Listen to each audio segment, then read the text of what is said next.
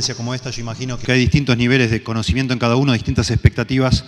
No queremos ni hablar lo que ya algunos acá ya saben, ni tampoco hablar cosas tan arriba que algunos se las pierden, ¿no? Entonces, a ver, que el Señor me ayude para no simplificar esto lo más que podamos.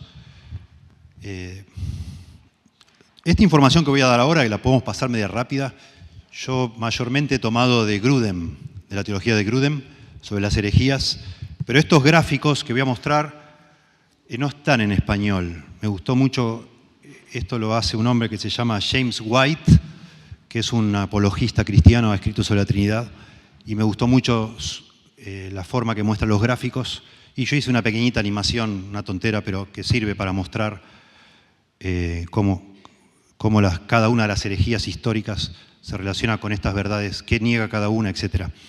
Pero la verdad es que no nos interesa hablar mucho de las herejías, sino sí demostrar que por causa de las herejías en un sentido sirvieron como una provocación a la iglesia ortodoxa, genuina, para contestar, eran desafíos.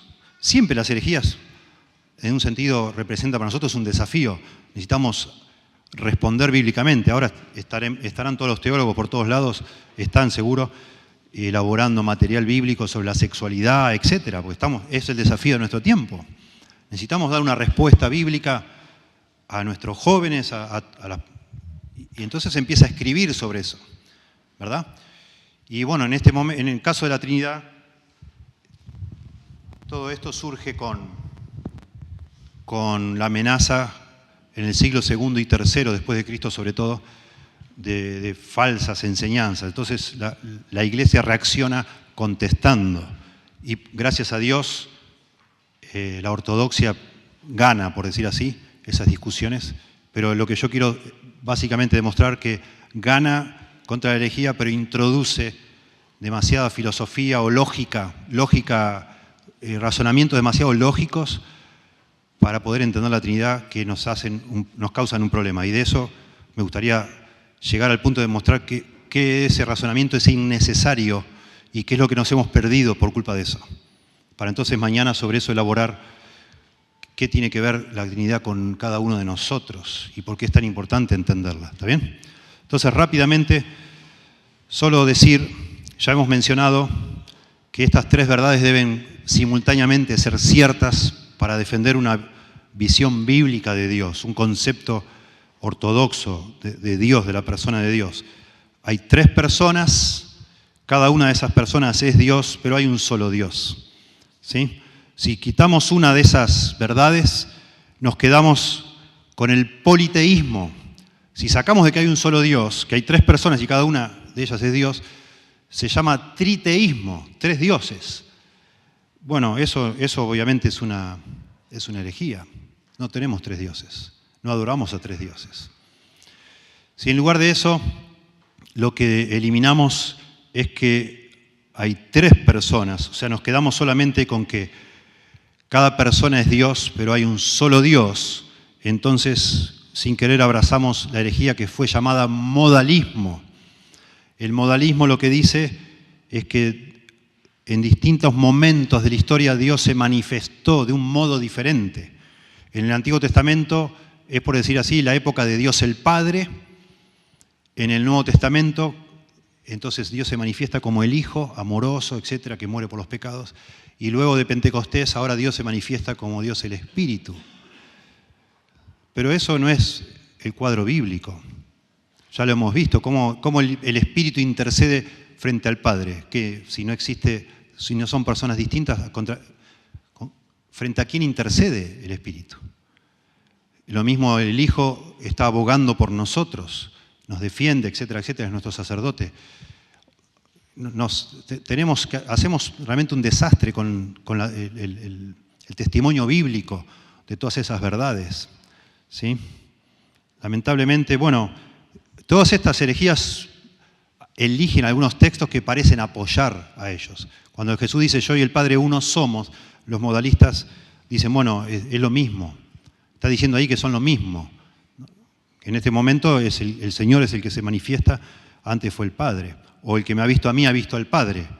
lo que dicen los modalistas, bueno, Jesucristo es el Padre, que ahora se manifiesta de otra forma. Bueno, lamentablemente, de nuevo, el testimonio bíblico en muchas instancias muestra a personas separadas, que hablan unas con la otra y son diferentes. Tristemente, hay que decirlo, la Iglesia Pentecostal Unida es modalista.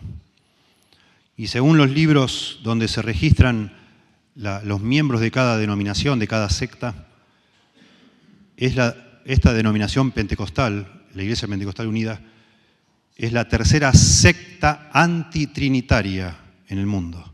Tiene 6 millones de adherentes, la Iglesia Pentecostal Unida.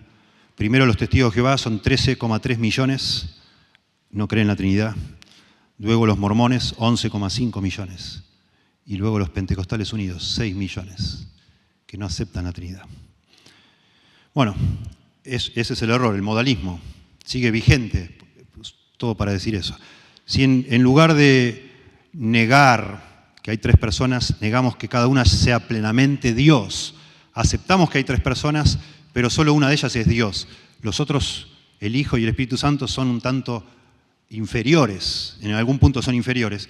Entonces también caemos en distintos tipos de herejías. Uno de ellos se ha llamado subordinacionismo. El subordinacionismo, de alguna manera, ha establecido o ha enseñado que el Hijo era eterno. Jesucristo, o la segunda persona de la Trinidad, era eterno, siempre existió, no fue creado, pero no era igual al Padre. Al decir Jesucristo, yo no puedo hacer nada por mí mismo, yo no puedo hacer lo que quiero, sino que tengo que hacer todo lo que el Padre me dice, según el subordinacionismo, muestra que el Hijo era inferior al Padre. Siempre debía estar sujeto al Padre. ¿Sí?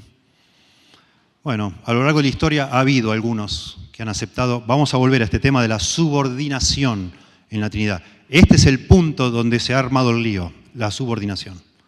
¿Sí? La segunda herejía relacionada con esto es lo que se llama el arrianismo.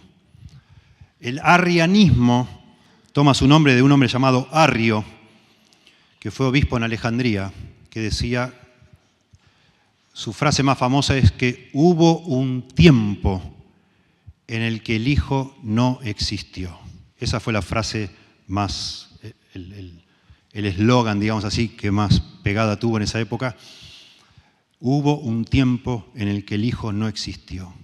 O sea, Arrio creía que el Hijo era el primogénito de la creación, pero fue creado. De alguna manera, de todos los seres creados, Jesucristo es el superior de todos, pero no podemos decir que es idéntico con Dios. Según el arrianismo, Jesucristo es como Dios, es similar a Dios, pero no es Dios. Esos son los testigos de Jehová. Los testigos de Jehová son arrianos hoy en día, ¿sí? Y es de verdad, la amenaza del arrianismo fue la más seria en la historia del cristianismo. Sobre todo porque el emperador Constantino apoyaba a Arrio. Él era inconverso, Constantino no entendía nada, pero le hacía más sentido lo que decía Arrio que lo que decía la ortodoxia. Y él organizó los concilios, el concilio de Nicea, algunos nomás, el concilio de Nicea, porque él veía que si el cristianismo se empezaba a pelear, su imperio se iba de alguna manera también a dividir. Entonces el emperador Constantino pagó el viaje de todos los pastores, obispos, teólogos que se juntaron en Nicea para discutir este asunto de la Trinidad, pensando que iba a ganar Arriano el arrianismo. Arrio casi gana. Si alguno de ustedes es lector y le interesa, yo le recomiendo leer Historia del Cristianismo de Justo González. El hombre es un cubano que ha escrito esa historia en español y se ha traducido al inglés, y es la que más se usa en todas partes. Tiene una habilidad para escribir, de verdad que es apasionante leer sobre el Concilio de Nicea. Hay un capítulo entero dedicado a Atanasio. Atanasio fue, en ese momento era diácono en Alejandría. Atanasio fue la persona que Dios usó para frenar, por decir así, el embate del arrianismo. Muy interesante, léanlo. Creo que vale la pena entender cómo se fue dando y cómo fueron elaborando todos los credos para defender la ortodoxia cristiana. Atanasio estaba convencido, y tenía razón, que si no se aceptaba la Trinidad nos quedábamos sin evangelio.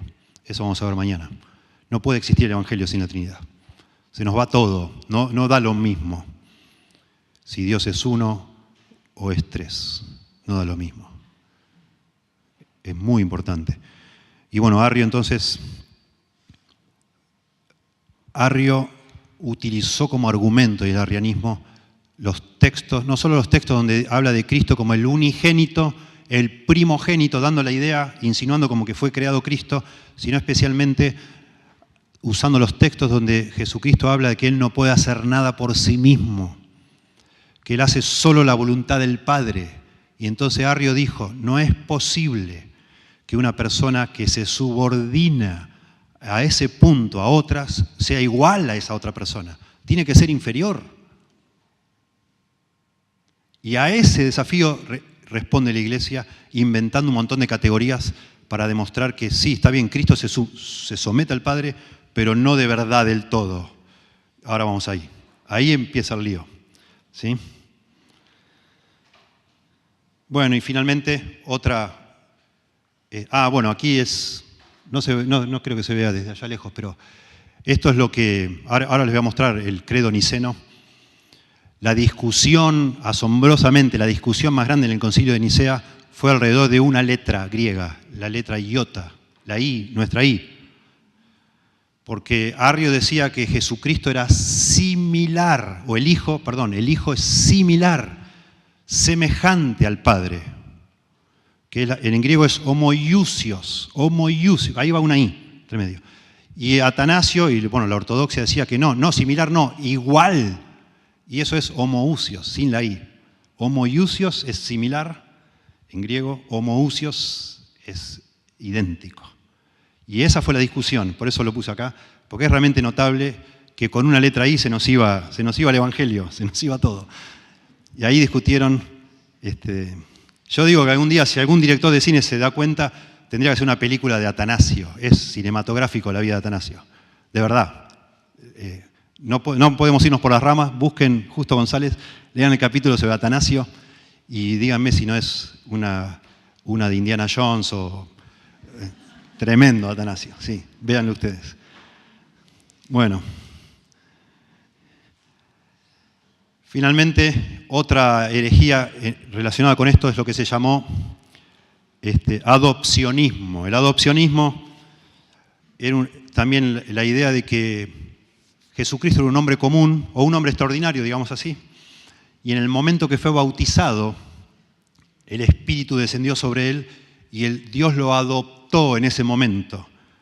Le dio poderes sobrenaturales para poder realizar la redención hasta que en la cruz lo abandonó. O sea, Dios lo adoptó por un momento. Entonces, en todo ese ministerio terrenal parecía Dios Jesucristo. Parecía, pero no lo era. O sea, es inferior. De nuevo, noten que lo que hemos quitado acá es el lado del triángulo que dice que cada una de esas personas es completamente Dios. ¿Sí? Ese fue otro intento de explicar esta tensión de la Trinidad. Bueno, ahí están todas las... De nuevo, esto es original de este hombre, James White, para mí muy valioso, muy interesante. Y entonces déjenme mostrarles, no sé si lo pueden llegar a ver, díganme, levante la mano si lo pueden ver de atrás, ¿se ve? Bueno, esta es la declaración, lo que se llama el credo niceno. La verdad que hay modificaciones acá, rápidamente, yo lo voy leyendo y les voy diciendo.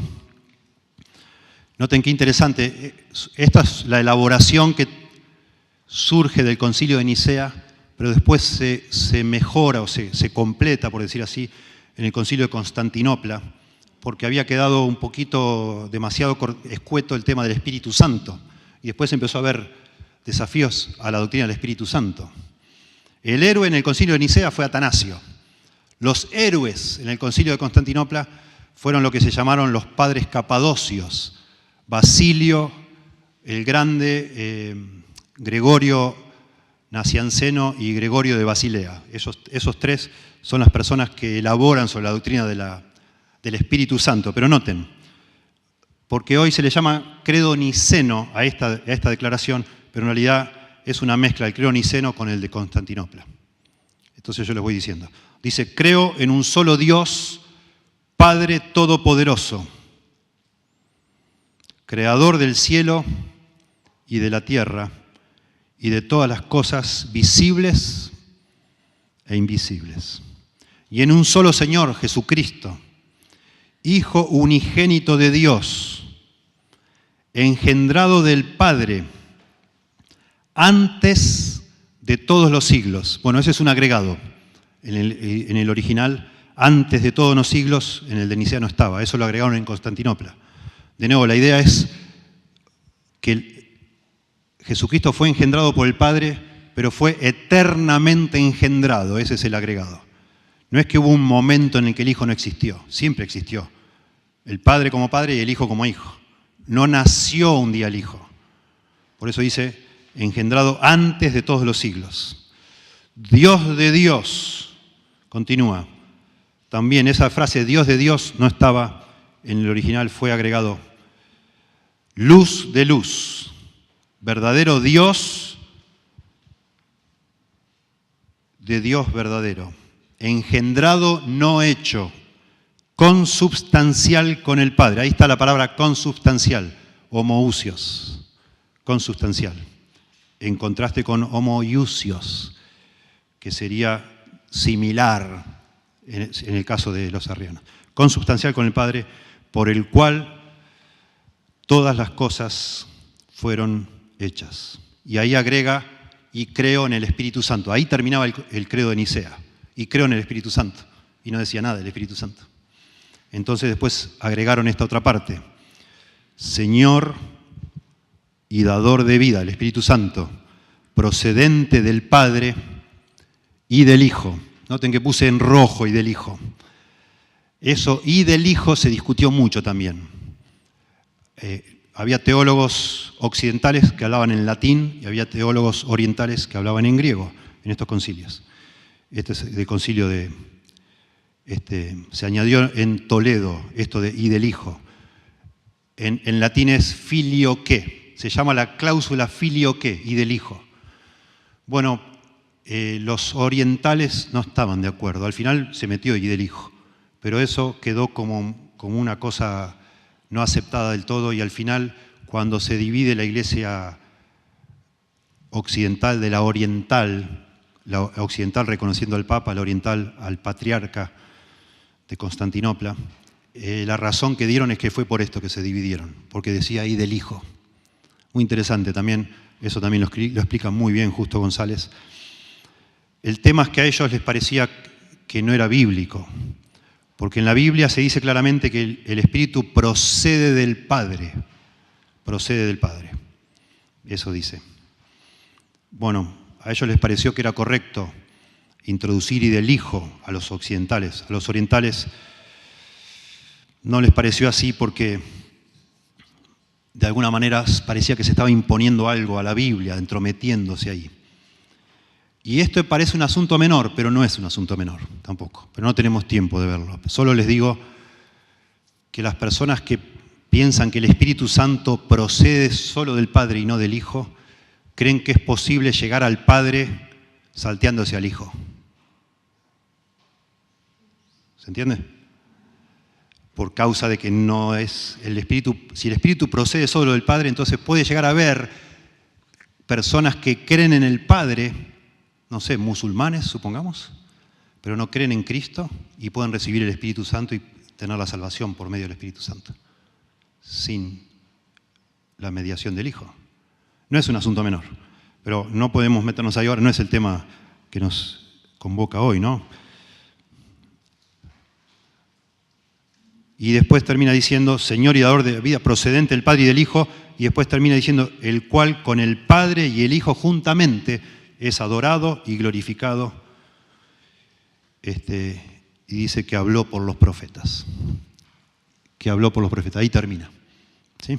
Todo lo que está subrayado es lo que se ha agregado al credo niceno. Y lo que está en rojo es lo que causó controversias. ¿Correcto?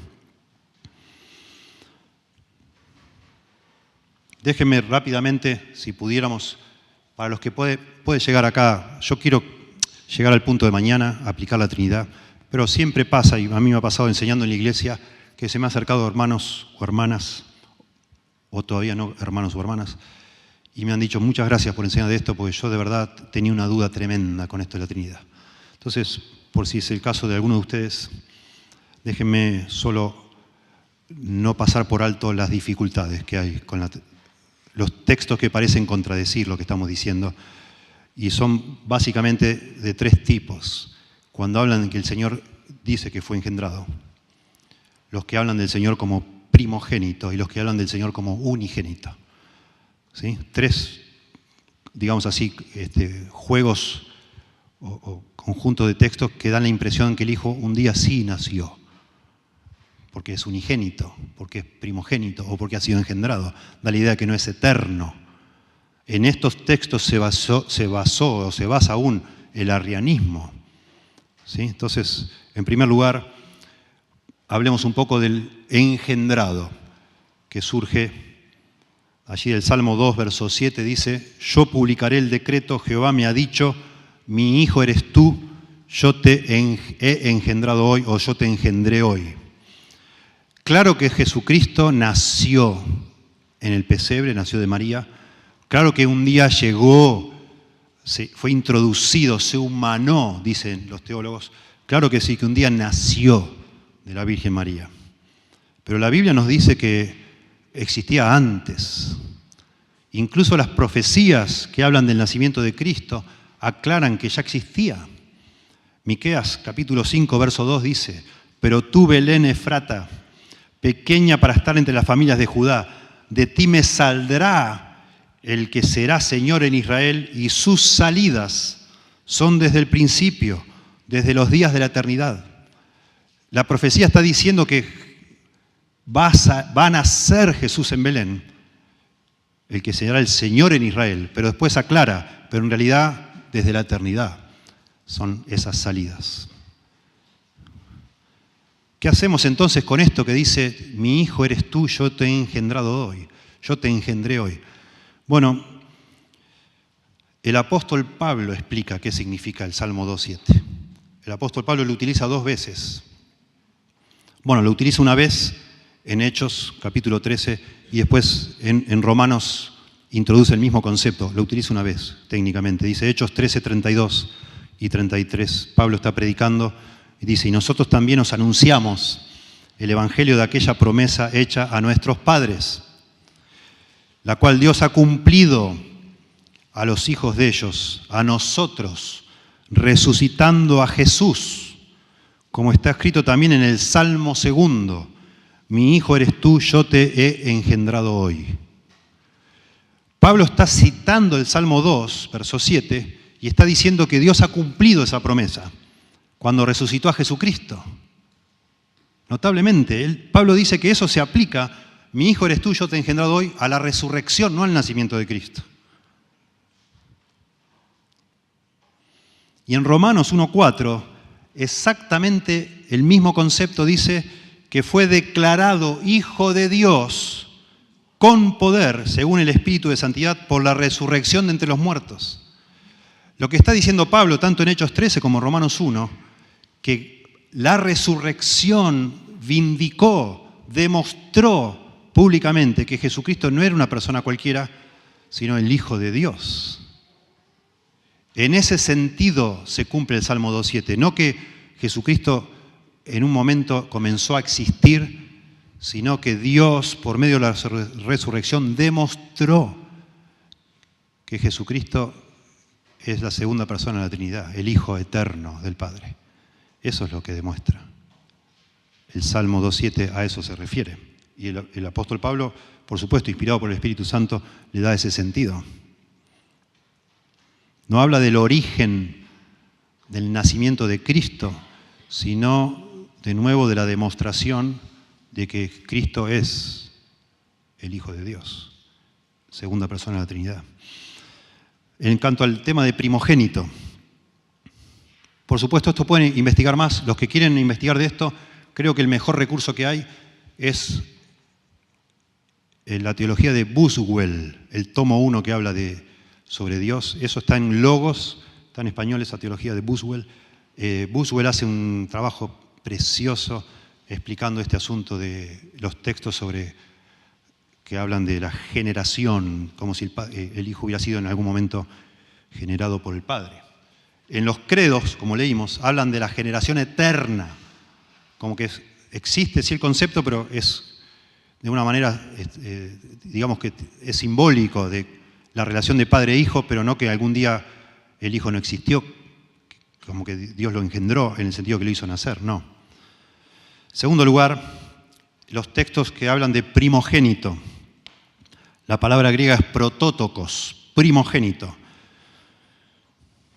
Bueno, eso lo vemos en Colosenses. Ahí puse el texto, ¿verdad? Él es la imagen del Dios invisible, el primogénito de toda creación.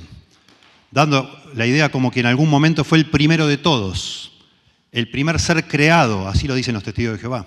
Primogénito es el hijo mayor, el primer hijo. Así lo interpretan. Sin embargo, en la Biblia se usa el concepto de primogénito para hablar de alguien que tiene la preeminencia, el que es heredero de todas las cosas.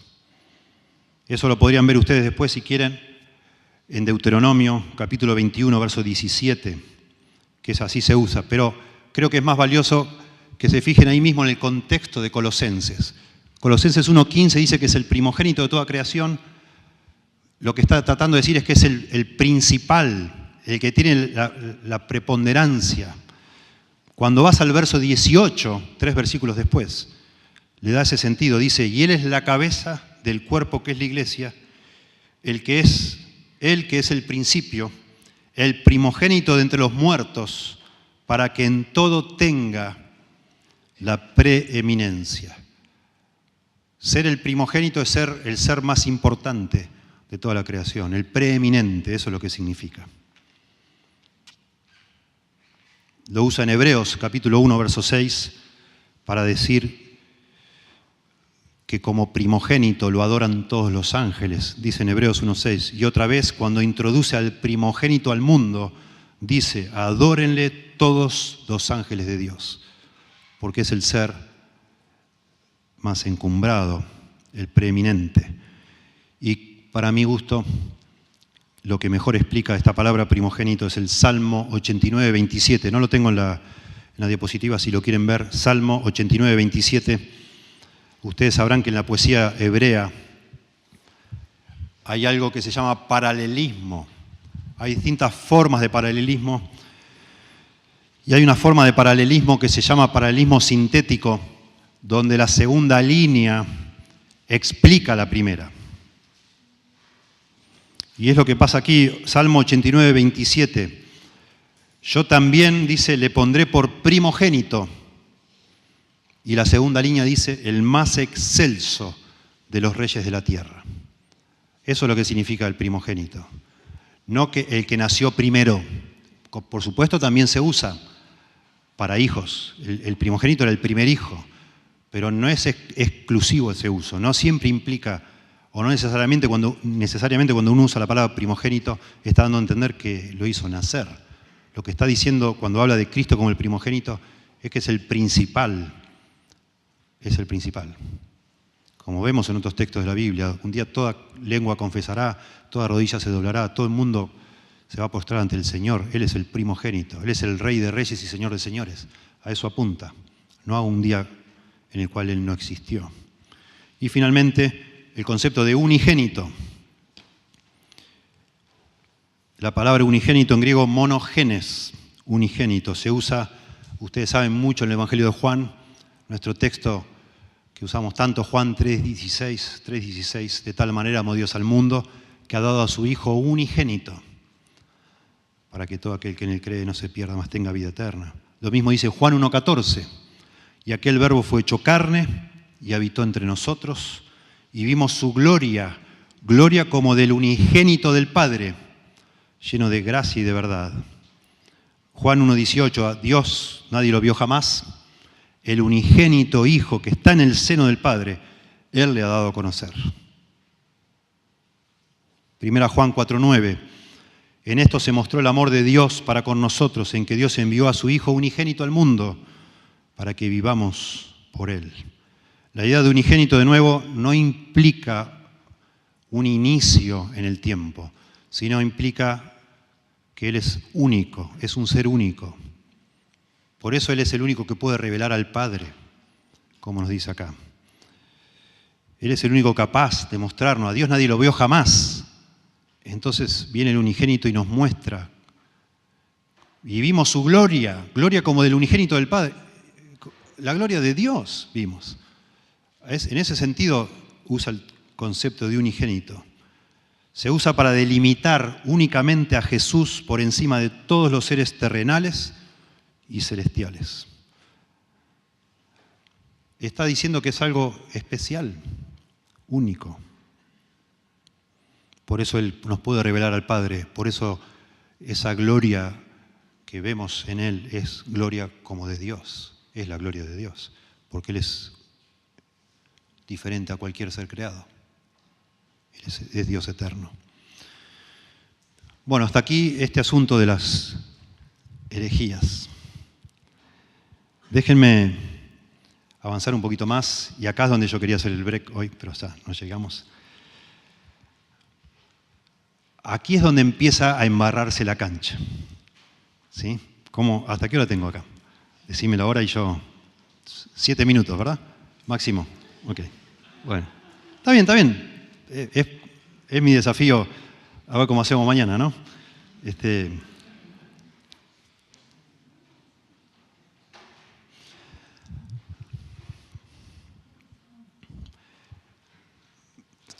A raíz de todos estos desafíos heréticos, se empieza a desarrollar toda una serie de conceptos tratando de partir pelos por la mitad, digamos así. La exégesis, hacer exégesis de alguna manera es como trazar líneas bien delgadas, distinguiendo lo que es una cosa de lo que no es, etc. A medida que los teólogos cristianos fueron tratando de explicar la Trinidad, muchas veces personas bien intencionadas, caso Justino Mártir, Tertuliano, Orígenes, cada uno de ellos empezó a decir ciertas cosas de la Trinidad y enseguida otros dijeron, no, momento, eso se puede malentender con tal o cual otra cosa. Está sonando como un arriano. Me parece que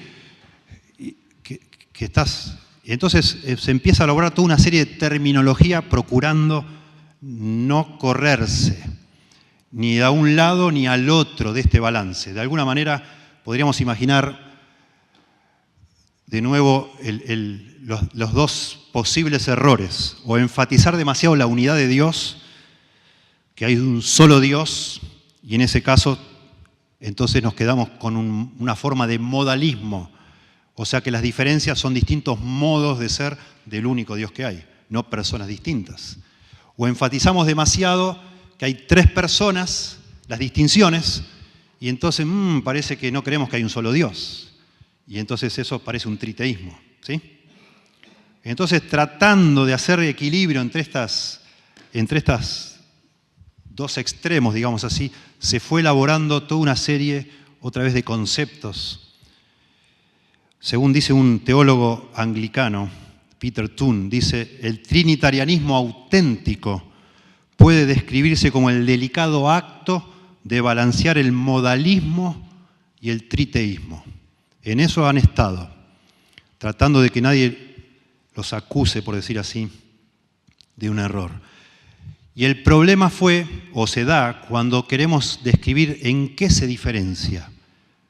¿En qué se diferencia el Hijo del Padre y en qué se diferencia el Espíritu? Bueno, el Hijo del Padre y del Espíritu y el Espíritu del Hijo y del Padre. ¿Cuáles son de verdad las diferencias?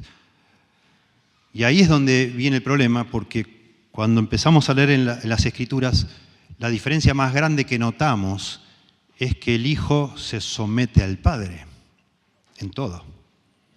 De alguna manera vemos que el Padre planea la salvación, vemos eso en Efesios 1, y envía al Hijo y hace que el Hijo ejecute, por decir así, su plan, y el Hijo muere en la cruz, el Hijo nos revela al Padre, etc., se hace visible, se hace patente aquí en la tierra, y después viene el Espíritu Santo y tampoco puede hablar nada por sí mismo, sino todo lo que oye lo hace saber, y Él exalta al Hijo y no se exalta a sí mismo. Esas son las cosas que vemos. Y todas esas cosas, de alguna manera, parece que entran en categorías de ciertos rangos de subordinación, como que hay un orden establecido. Uno manda, otro obedece, uno ejecuta y otro como que va, el espíritu por detrás de la escena va como asistiendo también y aplicando lo que consiguió el hijo, lo que planificó el padre y el hijo consigue o ejecuta, el espíritu parece que lo aplica en la vida del creyente. Pero cuando se le quiere a eso, lo quisieron meter en categorías, enseguida sonaba como arrianismo. Porque decían, bueno, el hijo se somete al padre. Y algunos saltaban y decían, bueno, pero si se somete al padre, entonces no es igual.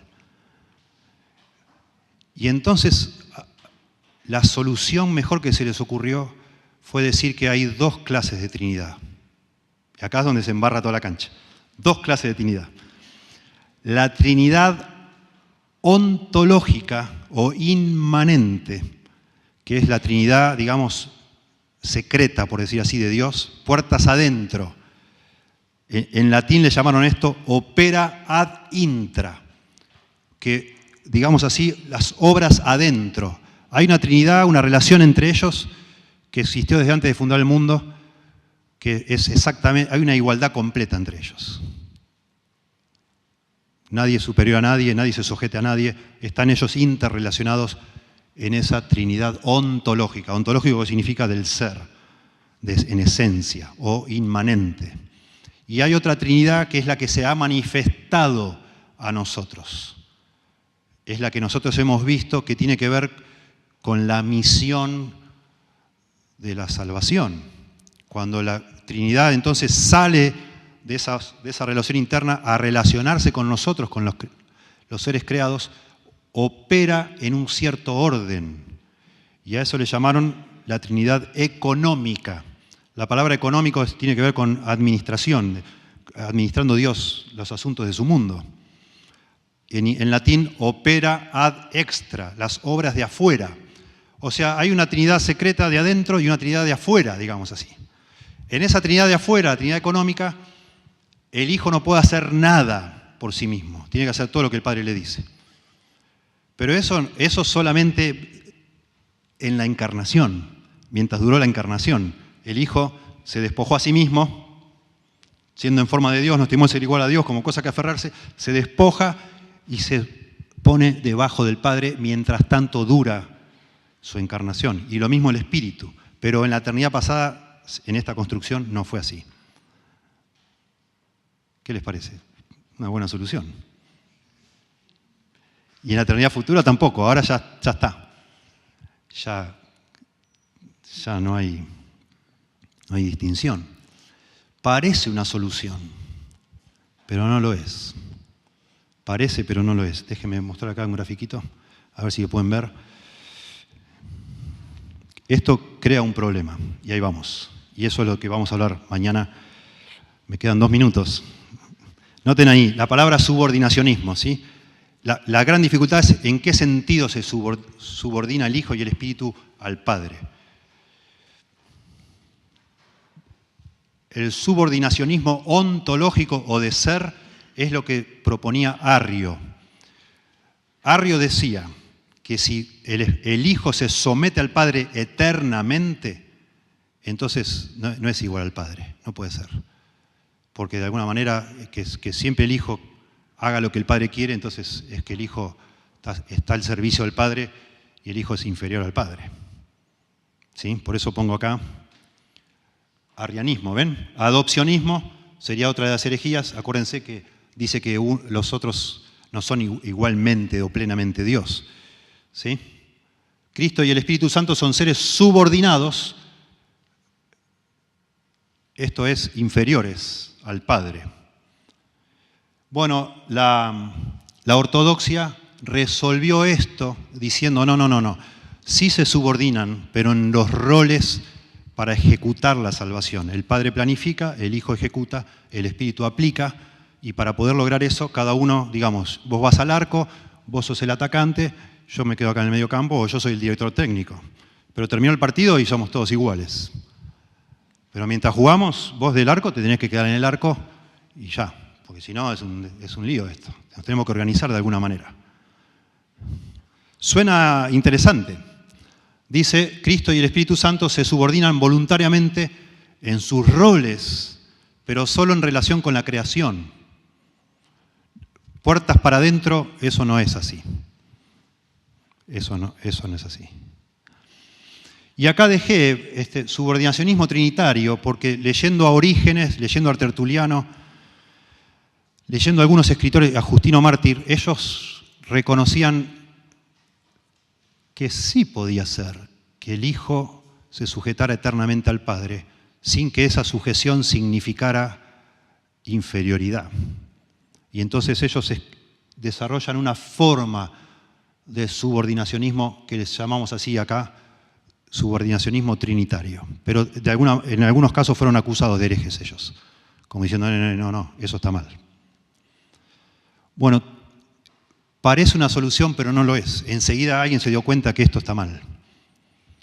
Porque entonces, si estas diferencias son solamente económicas, es decir, para ejecutar la redención, entonces si no hay ninguna diferencia, entonces estamos con un modalismo, porque no hay diferencias. No son tres personas, es una sola que se manifiesta de distintas formas. Es un modo de mostrarse a la humanidad, pero puertas adentro, ¿cuáles son las diferencias entonces? Y eso es lo que inventan. Inventaron dos clases de diferencias que vamos a ver mañana. Inventaron la generación eterna y la procedencia eterna, cosa que no tienen, lo digo así, aunque me gustaría hacerlo más inductivamente, mostrándolo, pero mañana empezamos en este punto. Para mostrar algún tipo de diferencia, dijeron que el Hijo ha sido generado o engendrado eternamente, esa es la diferencia. Y el Espíritu procede eternamente del Padre, para que no sean, digamos, lo que diferencia al Padre del Hijo es que el Padre es el que engendra y el Hijo es el engendrado. Lo que diferencia al Espíritu del Padre y del Hijo es que el Espíritu procede del Padre y del Hijo, pero Él no hace proceder a nadie ni engendra a nadie. Esa es la diferencia. Y eso, perdón que lo diga así, pero ¿y eso a nosotros qué nos afecta? ¿Qué cosa puedo sacar yo de eso? ¿Qué cosa tiene eso que ver conmigo? Es algo teórico, abstracto. Esas diferencias sirven de alguna manera para preservar la ortodoxia, pero no tienen absolutamente ningún tipo de aplicación práctica para ninguno de nosotros. Ninguna implicación que afecte mi vida. Pensar, el Hijo es engendrado eternamente. Lo puedo recitar como un credo para que me dejen ser parte de una iglesia. No sé, yo creo que el Hijo es engendrado eternamente. Que Él nunca nació. No hubo un tiempo cuando Él empezó a ser. Esa es la diferencia. Que el Padre es el Padre y el Hijo es el Hijo. O sea, hay dos relaciones distintas. Y entonces el Padre es el Padre eterno, el Hijo es el Hijo eterno. Siempre existieron con esos roles o con esos títulos, pero no sé en la práctica qué significa eso. Y lo mismo con la procedencia. Y yo digo que por culpa de esos dos conceptos, y mañana lo vamos a desarrollar, se nos ha quitado la Trinidad que sea el centro de nuestra fe. Que sea de donde late, por decir así, el Evangelio. Porque la Trinidad es el Evangelio.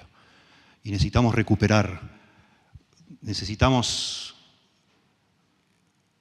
volver a repensar, ya lo han hecho otras personas, pero nosotros tenemos que tratar de entender en qué consiste de verdad la diferencia entre el Padre y el Hijo y el Espíritu entre cada uno de ellos, de manera que eso sí tenga que ver con nosotros. Porque sí tiene que ver con nosotros. Claro que sí, mucho tiene que ver. Y cuando nosotros creyentes podemos ver en qué consiste esa diferencia, podemos nosotros ser imitadores de Dios como hijos amados.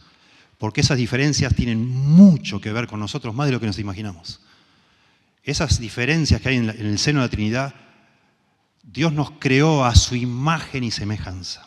Hagamos al hombre a nuestra imagen y semejanza. Y esas diferencias tienen todo que ver con la forma que debemos vivir nosotros. Todo que ver con la forma que tenemos que relacionarnos unos con otros. Y tienen todo que ver con lo que es el Evangelio.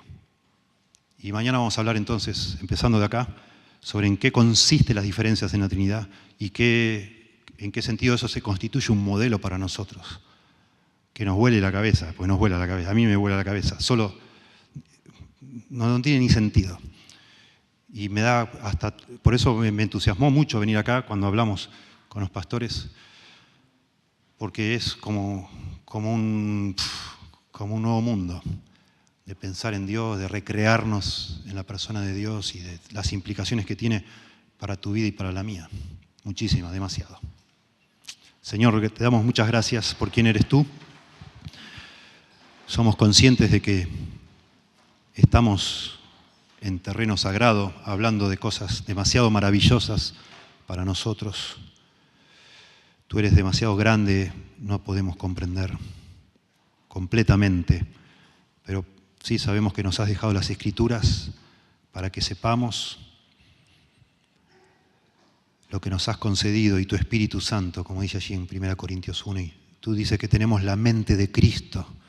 Por eso, Señor, nos encomendamos a ti para que nos ayudes, que nos cuides ahora regresando a nuestros hogares y podamos venir mañana listos para recibir de ti, Señor, escuchar, comprenderte mejor, Señor.